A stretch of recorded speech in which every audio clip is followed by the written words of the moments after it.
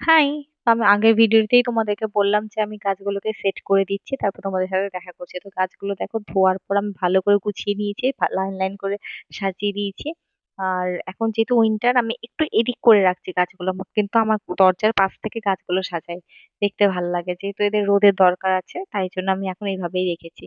আর তোমাদেরকে বললাম না ইয়েলো পাতা দেখতে গেলে যেকোনো গাছে ইয়েলো পাতা যখন দেখবে হলুদ হয়ে গেছে পাতাটা তখন তোমরা কি করে টান দিয়ে ফেলে দিবে, তাতে গাছের এনার্জি প্রচুর বেঁচে যায়।